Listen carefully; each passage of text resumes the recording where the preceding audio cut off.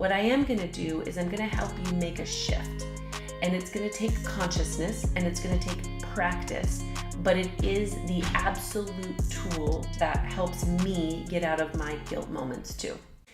Hey there, and welcome to just a perfectly imperfect week. And this video today is for all my mommies out there, and maybe a daddy or two as well, because today we're going to dive into mom guilt, and we're really going to talk about why it doesn't serve us. It does not serve us. And if you're a mom and a dad, you know exactly what I mean when I say mom guilt. For those of you who don't have kids, automatically you're like, what is she talking about? And should I be watching this video? Probably not. This is directly for my moms and dads out there who want to be the best version as a parent. And there's days that you truly feel like you are epically failing. Like it's clunky and awkward and everything that could go wrong is going wrong and your temper is off the charts and the picture perfect day that you were going to have with your kids doesn't exist and all the friends that you're supposed to be going to coffee with, you're not, and all the people you're supposed to be texting, you're not, and it goes on and on and on. This isn't just mommy guilt about with the areas that you feel guilty within the home and within your kids. This is the guilt that you feel and the pressure that you feel on all sides. So this is for you today. Now, the reason that I'm also sharing this video with you today is because I'm also going to give you one tool that will change the game and reset this, not only for you, but also your kids. It's called a date.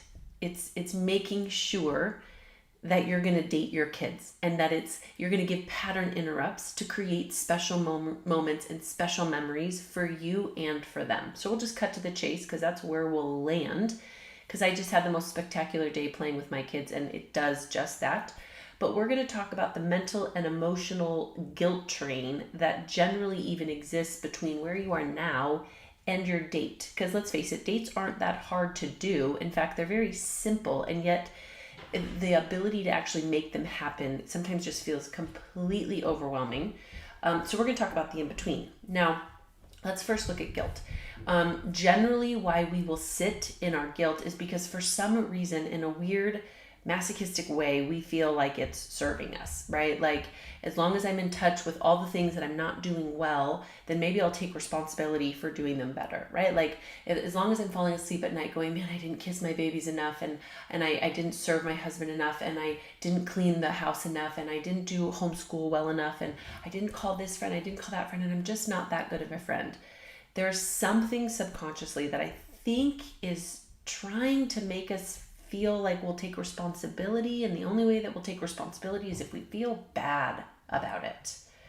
How many of you woke up the next day feeling better and motivated and hopeful after falling asleep feeling guilty? None of us. No one feels like that. But let's unpack how real this is, because what can happen is that one night of falling asleep feeling like a failure turns into 2 nights, which turns into 3, which now feels like an eternity.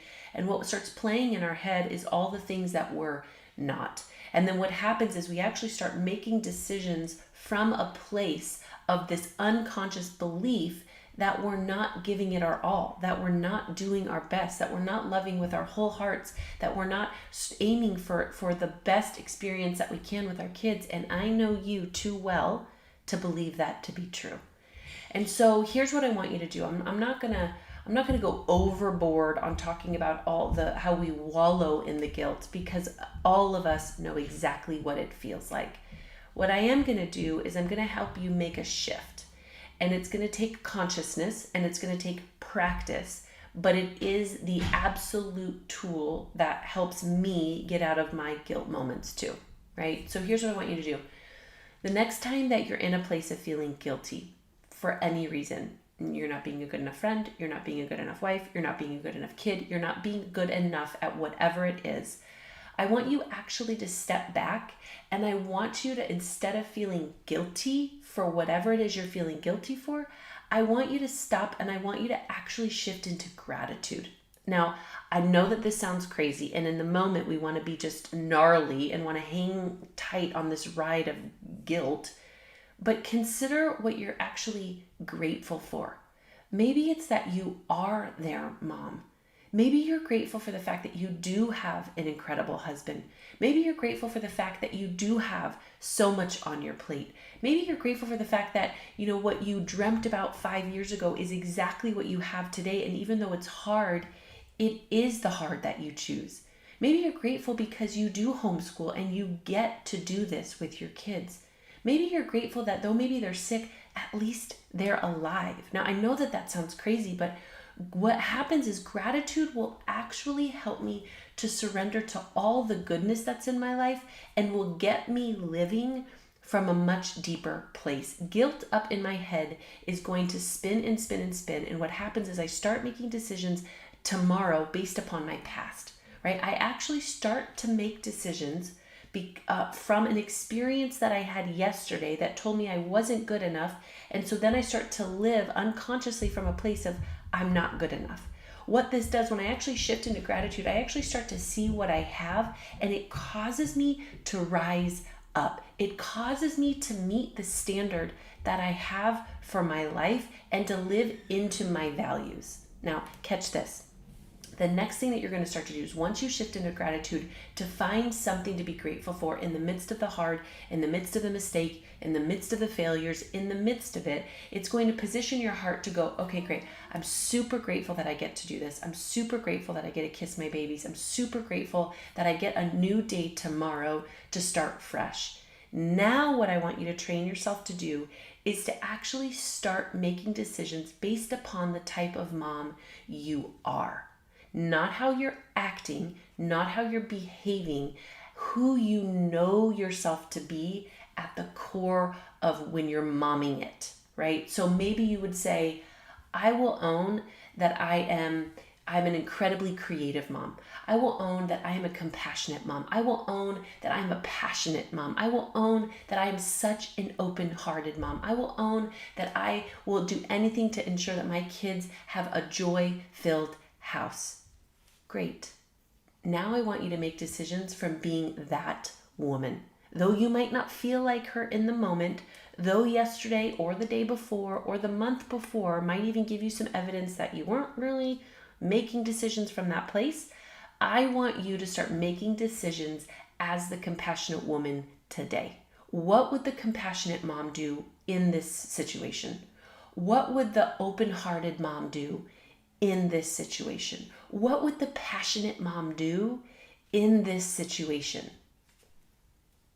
And then you're going to be silent and you're going to wait for that mom to tell you what to do, because generally she has really good things to say. And you're going to start practice being her before you feel like her. You're going to say, well, the compassionate mom would actually walk back in the room and apologize for my mistake. Well, the passionate mom would actually say, screw school, let's go play. Like, let's get outside and go jump on the trampoline or have some fun. The open-hearted mom would actually get down on her knees and she'd cry with her kids who were just disappointed. That is what we're looking for, is we're looking for you to turn an about face at the woman that you already are, not how you're behaving, and we're asking you to rise up. We're asking you to be her. We're asking you to act like her before you feel like her. And then you're going to act your way to a new way of thinking. And day in and day out, and day in and day out, you're going to continue and commit to making decisions based upon who you actually are. This is how we shift out of guilt into gratitude and into a place of sheer vision for who we want to be as a mom, because that's what's most important. And maybe you even take it a step further today and you sit down and you write down the vision that you have for the type of mom you want to be. I mean, when was the last time we did that? Most of us never. Like, we never had kids and wrote a vision plan for how we wanted to parent. And then the days that you go, I don't know that I'm living in my vision, I don't know that I'm even doing this well, you open up that journal again and you remind yourself, you recommit to the vision that you have, and you start living like it today. What your kids do not need is a perfect mom. They do not need a perfect mom. They need to know that you are a mom who is trying and leading with her whole heart, who can meet them where they're at, who can show them how to recover from mistakes, how to recover from failures, how to forgive and to love wholehearted. That's what our kids need. So shift out of guilt and into gratitude. Find the thing that you are so grateful for. Then take it a step further and start making decisions based upon the mom you're deciding to be. Write that down so when you forget, because if you're like me, you're likely to forget. And I want you to reference back to that vision over and over and over again until it becomes a reality, until it becomes second nature, until it becomes your new norm. And then don't stop. I get what it feels like to have a hard day. I get what it feels like to have too much on your plate. I get what it feels like. The weight of guilt is debilitating. And I hope that today this finds you encouraged, gives you some hope, and actually moves you forward and empowers you to be the woman that God created you to be. Go moms.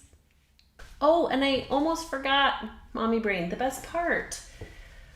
The best thing that you could do when you find yourself maybe weeks on end in this spiral, or even just once a month, or if you're really ambitious, once a week, go take your kids on a date. It's just the best thing in the world to see them through the lens of not the mom who has to make dinner, not the mom who needs to clean the house, and not the mom who has all the things that need to be done, but the mom who just sees them and gets to experience joy with them. And as simple as it sounds, and a toddler time at the trampoline park or an acai bowl at your favorite place is the best. Cuddling up in bed, watching a movie, building a fort, right? Depending upon your budget and your time frame and all the things, there is a million different things that you could do to create an incredible experience with your kids. So maybe schedule that today. And if you're like me and you feel like, well, but if it's not on my calendar, it won't happen, then put it on your calendar, because I'm just as guilty as you are. So put the date on your calendar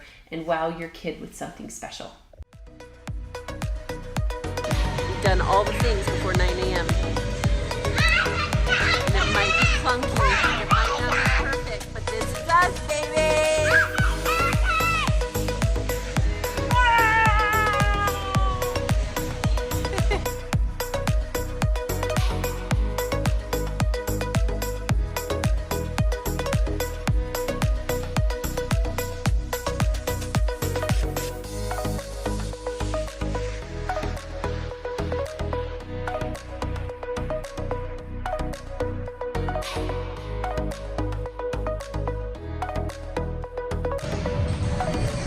Oh, yeah! Woohoo!